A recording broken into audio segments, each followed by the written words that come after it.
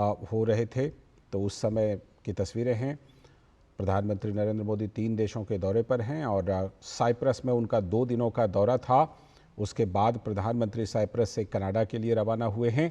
Canada में जो G7 शिखर सम्मेलन है, उसमें भारत के प्रतिनिधि के रूप में प्रधानमंत्री नरेंद्र मोदी को आमंत्रित किया गया था। कनाडा के प्रधानमंत्री ने उनको आमंत्रित किया था, मार्क कार्नी के ने निमंत्रण दिया था उनको। उस निमंत्रण पर प्रधानमंत्री नरेंद्र मोदी कनाडा के लिए रवाना हो चुके हैं साइप्रस से, और वहाँ पर G7 शिखर सम्मेलन में प्रधानमंत्री हिस्सा लेने वाले हैं।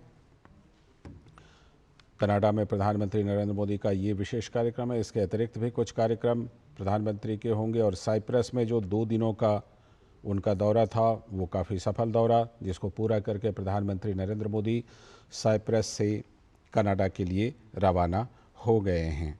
साइप्रस में ख़ास तौर पर जो उनका जिस तरह से 2 दिनों का दौरा रहा, दोनों देशों के बीच कई बातें हुई, कई बड़ी बातें हुई, और समझौते हुए, और फिर प्रधानमंत्री नरेंद्र मोदी को साइप्रस का जो सर्वोच्च सम्मान है वो तो दिया ही गया। इसके बाद प्रधानमंत्री जो कनाडा का दौरा है उस पर वो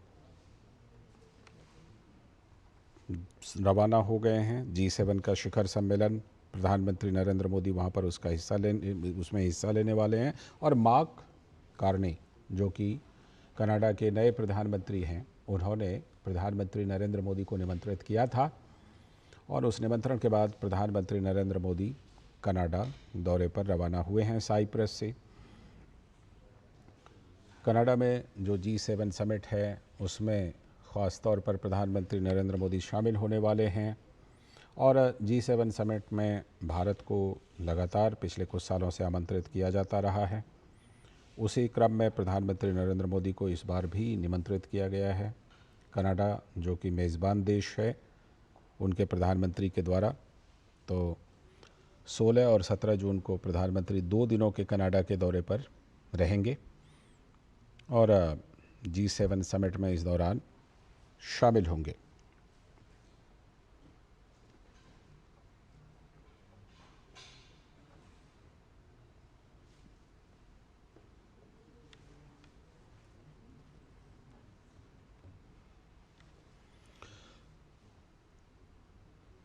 तो ये जो तस्वीरें आप देख रहे हैं, जब प्रधानमंत्री नरेंद्र मोदी साइप्रस से कनाडा के लिए रवाना हो रहे हैं, विदाई ले रहे हैं।